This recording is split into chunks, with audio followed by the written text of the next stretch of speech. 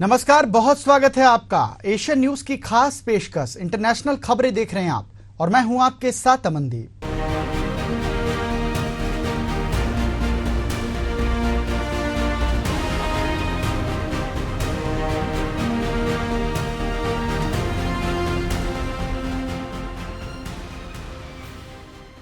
South China सी से एक super तूफान ने दस्तक दी है। ये तूफान इतना शक्तिशाली होने की संभावना जताई जा रही है कि इसे इस दशक का सबसे बड़ा तूफान माना जा सकता है। आखिर क्या है वजह और कितना खतरनाक था तूफान, देखिए एक खास रिपोर्ट।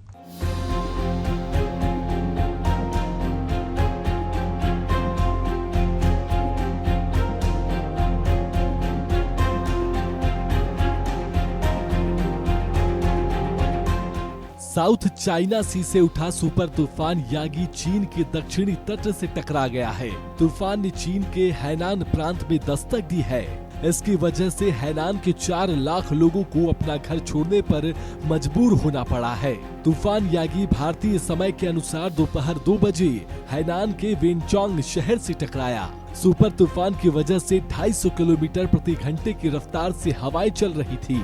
यागी इस साल दुनिया का दूसरा सबसे शक्तिशाली तूफान है। इसकी वजह से हैनान में स्कूलों और कॉलेजों को बंद कर दिया गया।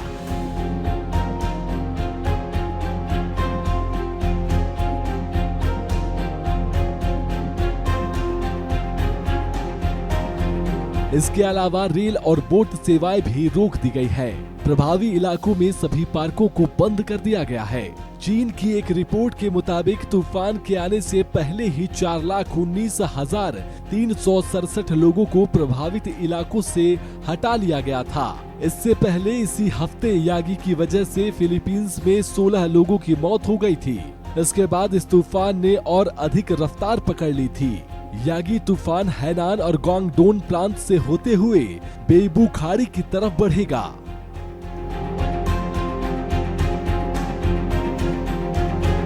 उच्च स्तर की चेतावनी जारी की गई।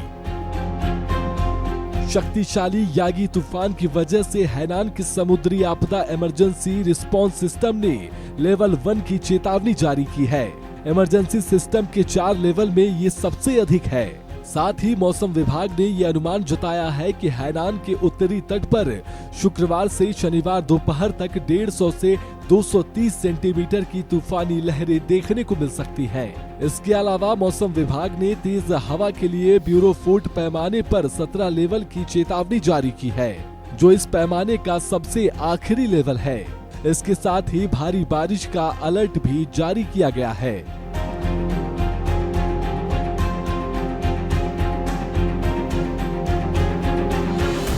मौसम विभाग ने यह अनुमान लगाया है कि ये तूफान दशक का सबसे शक्तिशाली तूफान हो सकता है। ये जुलाई 2014 में आए सुपर तूफान रामासुन से थोड़ा ही कमजोर है, जिसने फिलीपींस, दक्षिणी चीन और वियतनाम में कहर बरपाया था।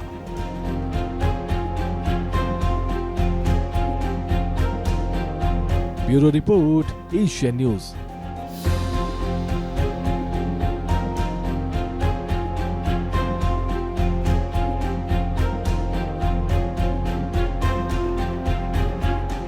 स्पेसएक्स कंपनी के मालिक एलॉन मस्क ने इंसानों की जल्द ही मंगल ग्रह पर बसाने की तैयारी को लेकर एक बड़ा बयान दिया। वहीं इसी को लेकर उन्होंने अपनी पूरी कार्य योजना बताई है। आखिर कैसे इंसान मंगल ग्रह में पहुंचेगा और कब होगा एलॉन मस्क का सपना साकार, एक खास रिपोर्ट में समझते हैं।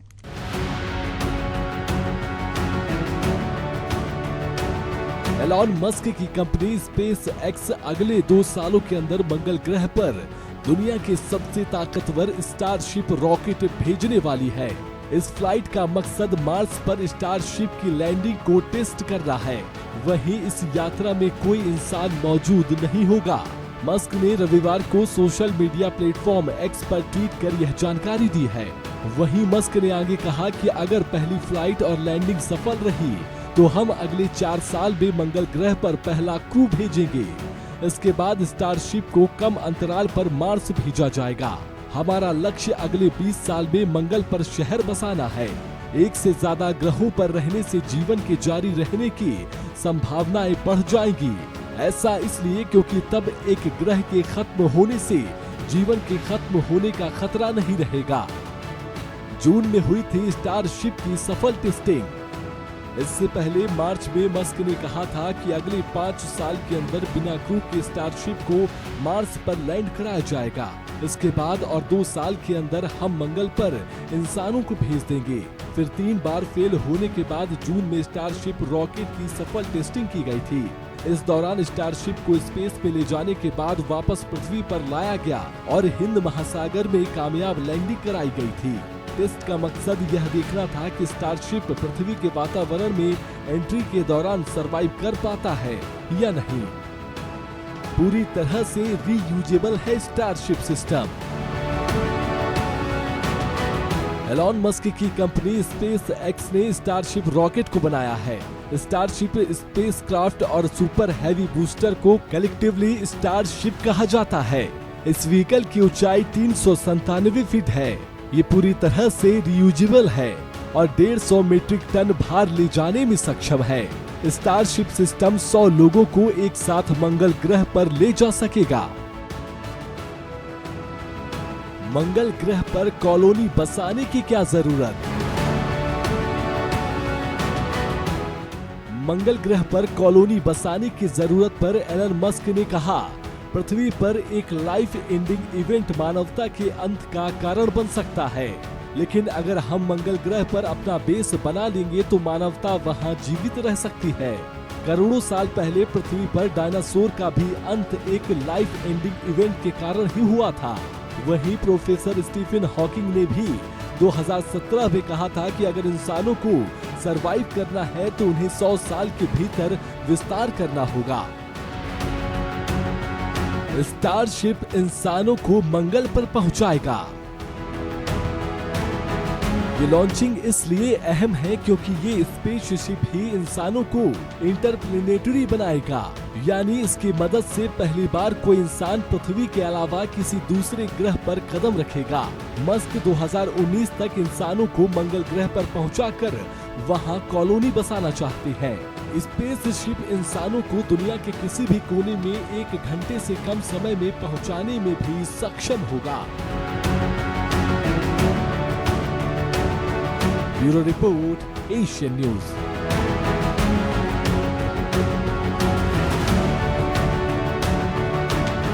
आर्थिक तंगी से जूझ रहे पाकिस्तान की किस्मत बदलने वाली है, क्योंकि पाकिस्तान की समुद्री सीमा पर तेल और गैस का एक बड़ा भंडारण उन्हें मिला है। कुछ आंकड़ों के मुताबिक पाकिस्तान में मिला भंडारण दुनिया का 4था सबसे बड़ा तेल और गैस का भंडार है। देखिए एक खास रिपोर्ट।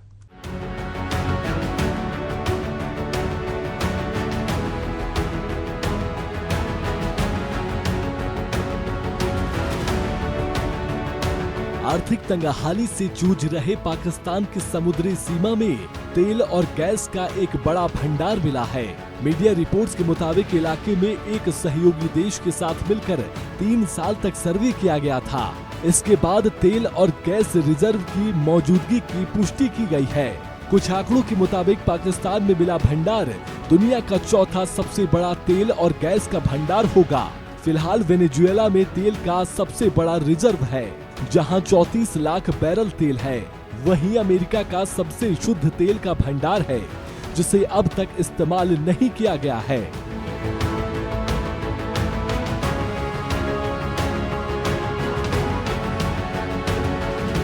तेल या गैस को निकालने में लगेंगे 4 से 5 साल। रिपोर्ट्स के मुताबिक तेल भंडार से जुड़ी रिसर्च पूरी करने में करीब 42,000 करोड़ का खर्च आएगा। इसके बाद समुद्र की गहराई से इसे निकालने में 4 से 5 साल लग सकते हैं। अगर रिसर्च सफल रही तो तेल और गैस को निकालने के लिए कुएं लगाने और बाकी इंफ्रास्ट्रक्चर बनाने में और ज्यादा पैसे की जरूरत होगी। पाकिस्तान के सुरक्षा अधिकारी ने बताया कि तेल और गैस का भंडार मिलना देश की ब्लू वाटर इकोनॉमी के लिए काफी अच्छा है। समुद्री रास्तों, नए बंदरगाहों और सामुद्रिक नीति के जरिए अर्थव्यवस्था को बढ़ावा देना ही ब्लू इकोनॉमी कहलाता है।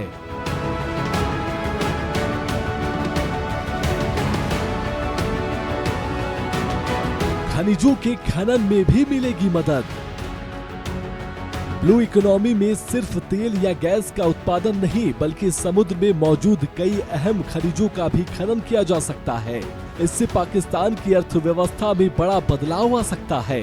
पाकिस्तान के एक सीनियर सुरक्षा अधिकारी के हवाले से बताया गया कि तेल और गैस भंडार की लोकेशन मिलने के बाद अब जल्द ही इस पर और रिसर्च शुरू की जाएगी। इसके लिए सभी सरकारी विभागों को सूचना दे दी गई है। वहीं पाकिस्तान के ऑयल और गैस रेगुलेटरी अथॉरिटी के पूर्व सदस्य मोहम्मद आरिफ ने कहा, ऐसे तो 3 साल की रिसर्च के बाद यह तेल गैस भंडार मिला है, लेकिन इस बात की कभी 100% की गारंटी नहीं होती कि रिजर्व का इस्तेमाल किया जा सकेगा। पाकिस्तान को एलपीजी और तेल का आयात नहीं करना पड़ेगा। आरिफ ने कहा कि अगर हमें गैस भंडार मिलता है तो आगे चलकर एलपीजी का आयात नहीं करना पड़ेगा। वहीं अगर तेल भंडार मिलता है तो पाकिस्तान का तेल आयात करने का खर्च खत्म हो जाएगा। पाकिस्तान की समुद्री सीमा में जिरकॉन, रूटाइल जैसे कई अहम खनिज पदार्थ मिले हैं। इसके अलावा पहले भी रिसर्च के दौरान पाकिस्तान के समुद्री क्षेत्र में तेल और गैस की मौजूदगी के लिए जरूरी सभी शर्तें पूरी हुई थी। हालांकि तकनीकी मुश्किलों की वजह से यह तेल या गैस का भंडार ढूंढा नहीं जा सका है। Bureau report, Asian news.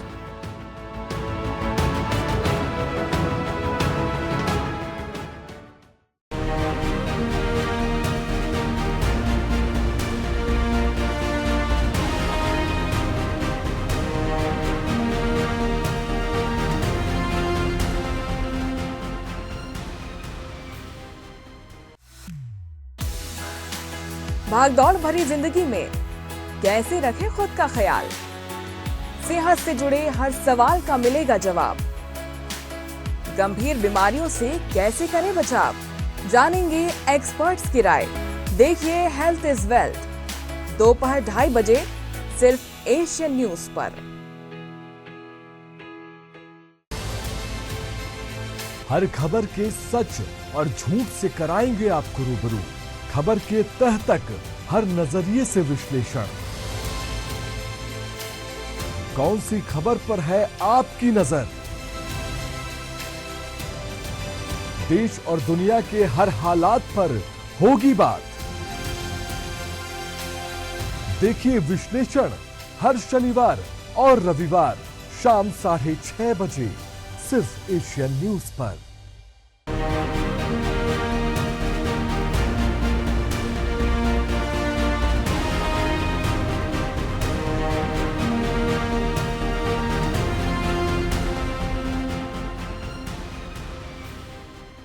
रूस और यूक्रेन जंग के बीच राष्ट्रपति व्लादिमीर पुतिन ने एक ऐसा बयान दिया कि जिसकी वजह से पूरी दुनिया का ध्यान उनकी तरफ चला गया। आखिर पुतिन ने ऐसा क्या कह दिया, जानने के लिए एक खास रिपोर्ट देखिए।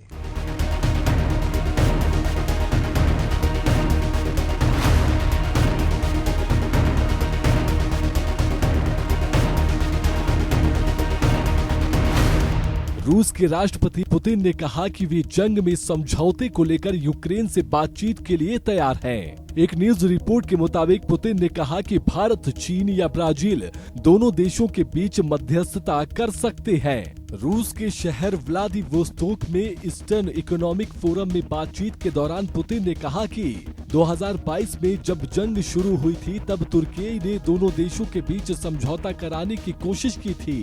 हालांकि उन शर्तों को कभी लागू नहीं किया गया था। अब नए सिरे से बातचीत शुरू करने के लिए पिछली कोशिशों को आधार बनाया जा सकता है। जंग रोकने के लिए पुतिन की शर्तें। फरवरी 2022 में युद्ध शुरू होने के 1 महीने बाद रूस और यूक्रेन के बीच तुर्की की राजधानी इस्तांबुल में कई दौर की बातचीत हुई थी। इसका मकसद जंग रोकना था। मीडिया रिपोर्ट्स के मुताबिक रूस के राष्ट्रपति व्लादिमीर पुतिन ने जंग रोकने के लिए 2 शर्तें रखी थी। उन्होंने कहा था कि यूक्रेन को दोनेत्स्क, लुहांस्क, खेरेसोन और जापोरिजिया से अपने सैनिक हटाने होंगे। इसके अलावा यूक्रेन कभी भी नाटो का हिस्सा नहीं बनेगा। हालांकि यूक्रेन ने इन शर्तों को मानने से इनकार कर दिया था। भारत में हो सकती है पीस समिट। पुतिन का यह बयान तब आया जब पीएम मोदी करीब 2 महीने पहले 8 जुलाई को रूस के दौरे पर गए थे, जहां उन्होंने पुतिन से जंग रोकने पर चर्चा की थी। इसके कुछ समय बाद पीएम मोदी ने 23 अगस्त को यूक्रेन का भी दौरा किया था। इसके दौरान यूक्रेन के राष्ट्रपति वोलोदिमीर जेलेंस्की ने भारत में दूसरा पीस समिट करवाने की इच्छा जाहिर की थी। वहीं जेलेंस्की के साथ बैठक में पीएम मोदी ने कहा था, भारत हमेशा से शांति के पक्ष में रहा है। मैं कुछ दिन पहले रूस के राष्ट्रपति पुतिन से मिला था। तब मैंने मीडिया के सामने उनकी आंख से आंख मिलाकर कहा था कि यह युद्ध का समय नहीं है।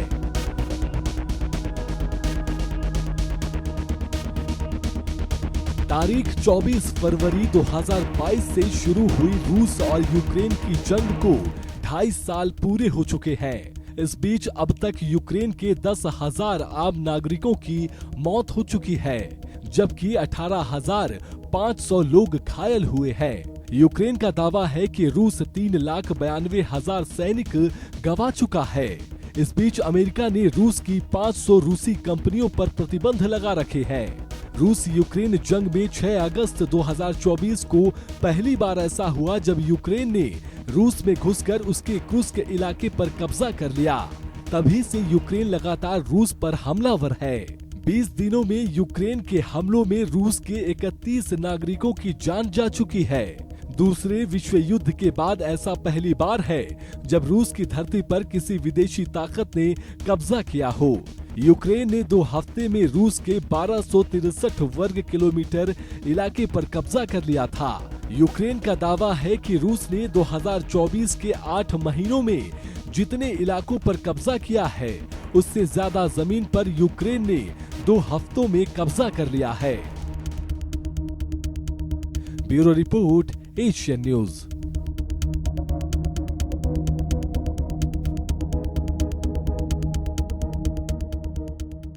एस्ट्रोनॉट सुनीता विलियम्स और उनके साथी बुश विल्मोर को स्पेस स्टेशन ले जाने वाला स्पेसक्राफ्ट 3 महीने बाद धरती पर सुरक्षित लैंड हो गया है। 3 बड़े पैराशूट और एयरबैग की मदद से इसकी लैंडिंग हुई।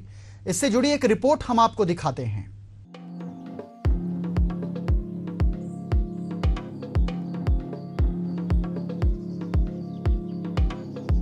एस्ट्रोनॉट सुनीता विलियम्स और उनके साथी बुश विल्मोर को स्पेस स्टेशन ले जाने वाला स्पेसक्राफ्ट 3 महीने बाद धरती पर सुरक्षित लैंड हो गया है। 3 बड़े पैराशूट और एयरबैग की मदद से इसकी लैंडिंग हुई। नासा के मुताबिक स्पेसक्राफ्ट भारतीय समयानुसार सुबह 3:30 बजे इंटरनेशनल स्पेस स्टेशन से अलग हुआ था। इसको धरती पर आने में करीब 6 घंटे लगे।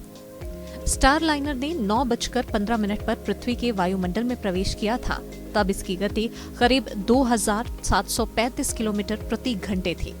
यह सुबह 9:32 पर अमेरिका में न्यू मैक्सिको के व्हाइट सैंड स्पेस हार्बर रेगिस्तान में लैंड हुआ।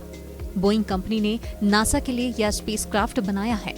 5 जून को सुनीता और बूच को इससे ISS पर भेजा गया था। यह सिर्फ 8 दिन का मिशन था, लेकिन इसके सुरक्षित लौटने पर कई तरह की आशंकाएं थी। स्पेसक्राफ्ट में तकनीकी दिक्कतों और हीलियम गैस के रिसाव की जानकारी सामने आई थी। नासा ने 24 अगस्त को बताया था कि स्टार लाइनर में सेफ्टी इश्यूज की वजह से बुच और सुनीता को इससे वापस धरती पर नहीं लाया जाएगा। स्पेसक्राफ्ट खाली ही वापस लौटेगा, जबकि सुनीता और बूच को एलॉन मस्क की कंपनी स्पेस एक्स के क्रू ड्रैगन स्पेसक्राफ्ट से वापस लाया जाएगा। नासा और बोइंग के बीच विवाद की अटकलें।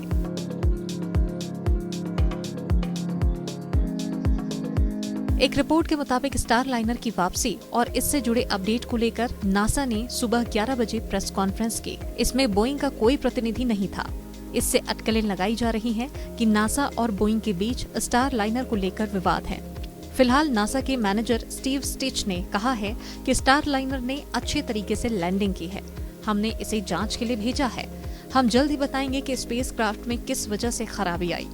नासा और बोइंग के बीच भले ही दिक्कतें चल रही हैं, लेकिन दोनों मिलकर स्टार लाइनर की जांच करेंगी ताकि ये पता चल सके कि स्टार लाइनर के प्रोपल्शन सिस्टम में क्यों खराबी आई, किस वजह से हीलियम लीक हुई। स्टार लाइनर की सेफ लैंडिंग के बाद स्पेस स्टेशन में मौजूद सुनीता विलियम्स ने खुशी जताई है।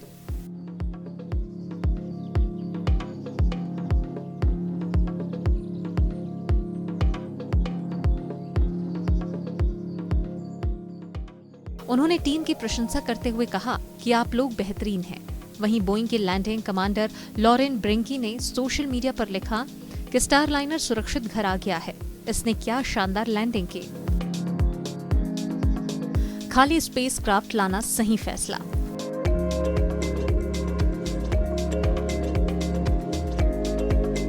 नासा के पूर्व एस्ट्रोनॉट गैरेट रिसमैन ने CNN से कहा है कि नासा के खाली स्पेसक्राफ्ट को लाने का फैसला बिल्कुल सही है। रिसमैन फिलहाल एलॉन मस्क की SpaceX से जुड़े हुए हैं। उन्होंने कहा कि भले ही स्टारलाइनर सुरक्षित लैंड कर गया है, मगर इसकी सेफ लैंडिंग को लेकर कोई भी निश्चिंत नहीं था। सुनीता और विल्मोर को स्पेस स्टेशन क्यों भेजा गया था? सुनीता और बुच को स्पेस भेजने का मुख्य मकसद प्राइवेट कंपनी बोइंग के स्पेसक्राफ्ट स्टारलाइनर की टेस्टिंग करना था। एस्ट्रोनॉट्स को स्पेस स्टेशन पर 8 दिन में रिसर्च और कई एक्सपेरिमेंट्स भी करने थे। सुनीता और विल्मोर पहले एस्ट्रोनॉट्स हैं जो एटलस V रॉकेट के जरिए स्पेस ट्रैवल पर भेजे गए। इस मिशन के दौरान उन्हें स्पेसक्राफ्ट को मैन्युअली उड़ाना था। आखिर स्पेस में कैसे फंस गईं सुनीता? दरअसल लॉन्च से पहले और बाद में स्पेसक्राफ्ट में लगातार दिक्कतें सामने आई थी। जब स्पेसक्राफ्ट लॉन्च करने की कोशिश की गई तो ऐन वक्त पर इसकी कंप्यूटर में कुछ खराबी आ गई थी। पहली कोशिश बेकार गई। दूसरी बार में इसे लॉन्च किया गया। इसके पहले 6 मई को भी लॉन्च की कोशिश हुई, लेकिन लॉन्च से ठीक 2 घंटे पहले रॉकेट की ऊपरी स्टेज में एक प्रेशर वाल्व में दिक्कत होने के चलते लॉन्च की उल्टी गिनती रोक दी गई थी। लॉन्च के बाद 25 दिन में स्पेसक्राफ्ट के कैप्सूल में 5 हीलियम लीक हुए। 5 थ्रस्टर्स काम करना बंद कर चुके थे। इसके अलावा एक प्रोपेलेंट वाल्व पूरी तरह से बंद नहीं किया जा सका। स्पेस में मौजूद क्रू और अमेरिका के ह्यूस्टन में बैठे मिशन के मैनेजर मिलकर भी इसे ठीक नहीं कर पा रहे हैं, जिस वजह से सुनीता स्पेस में फंसी रह गई। Special desk, Asian news.